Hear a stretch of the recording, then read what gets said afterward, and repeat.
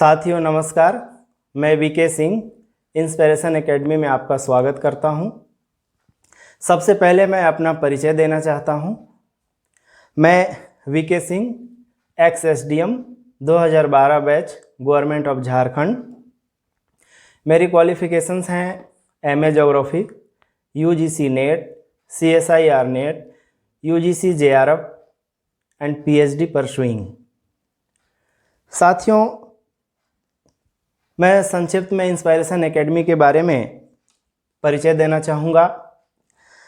मैं 2014 में SDM post से रिजाइन करने के बाद एकेडमिक कार्यों से जुड़ गया।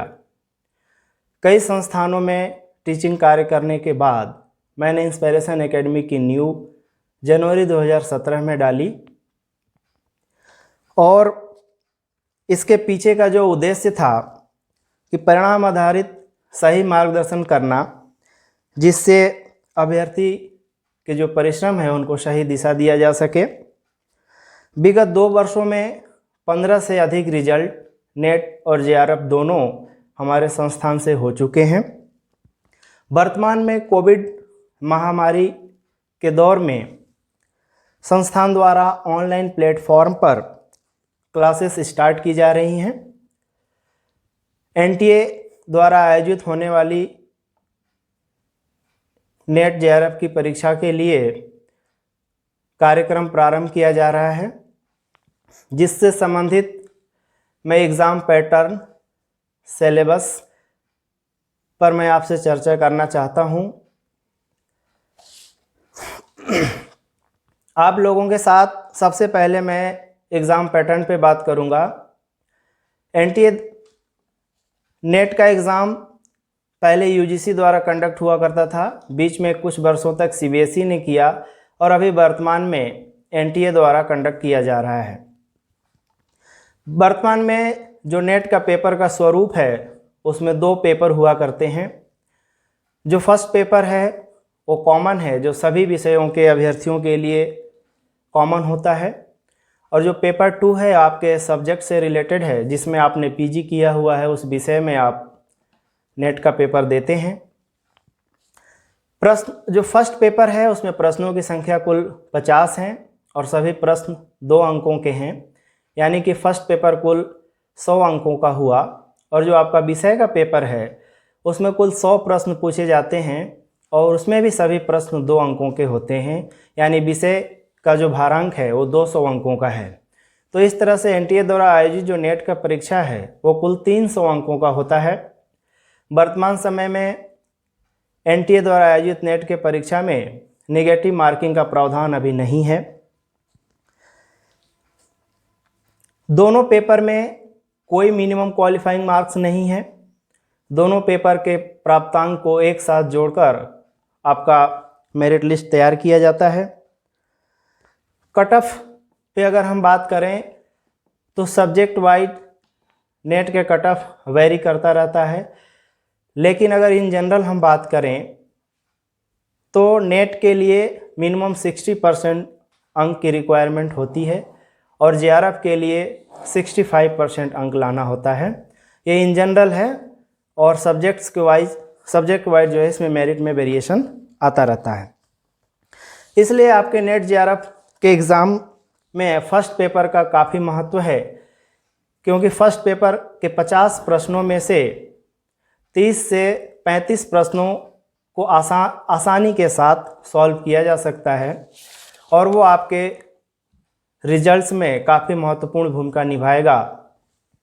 चलिए अब हम सिलेबस डिस्कस करते हैं। एनटीए नेट फर्स्ट पेपर का सिलेबस इस प्रकार है। सिलेबस फर्स्ट पेपर का जो है कुल 10 यूनिट में बटा हुआ है। सबसे पहला यूनिट वो टीचिंग एप्टीट्यूड का है और एनटीए के द्वारा सबसे ज़्यादा जोर भी इसी भाग पर दिया जाता है।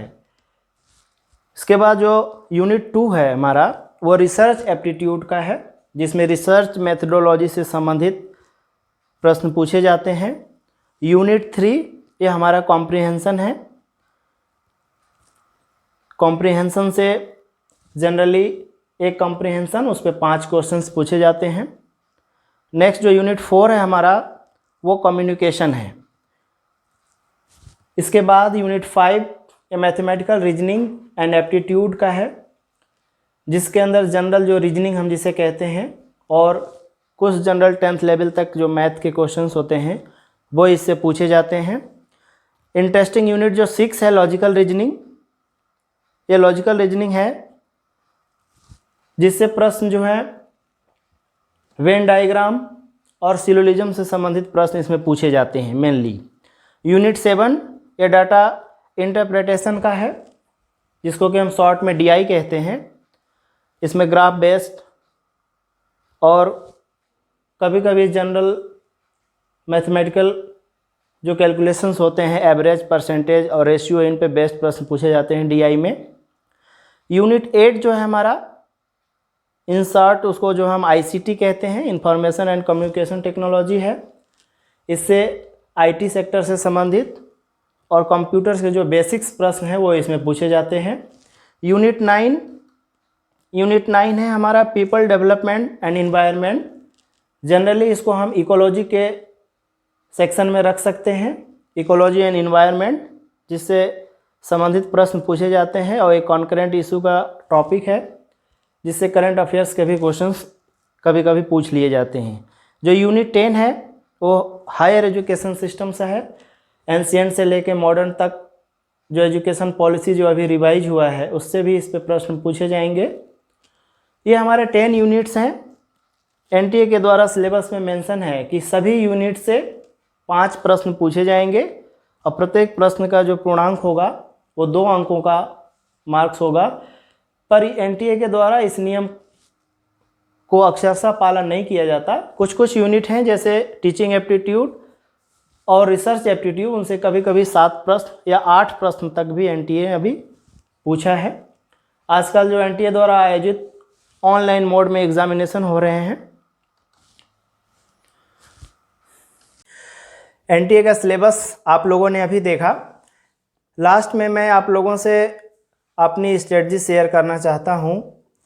मैं यूनिट वाइज टॉपिक डिस्कस करूँगा और संबंधित यूनिट से UGC से लेकर अभी NTA तक जितने भी परीक्षाएं कंडक्ट हो चुकी हैं विगत वर्षों में, उनसे चैप्टर वाइज जो हमारा यूनिट 10 है वो 10 यूनिट के जो चैप्टर वाइज क्वेश्चंस पूछे गए हैं मैं उनको भी प्रैक्टिस के लिए आपके सामने लेकर आऊँगा और उनका डिस्कशंस एक्सप्लेनेशन के साथ, आंसर के साथ आपको दिया जाएगा।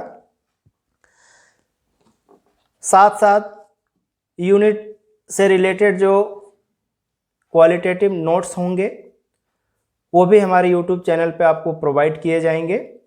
साथ में लिंक भी प्रोवाइड किया जाएगा जहां से आप उसको डाउनलोड भी कर सकते हैं और साइट्स पे विजिट करके आप उसको देख भी सकते हैं।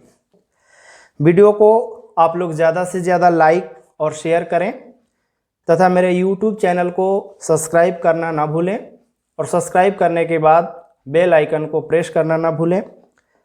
आप लोगों का अपना सजेशंस कमेंट में ज़रूर बताएं। सादर आमंत्रित हैं इसके लिए। धन्यवाद।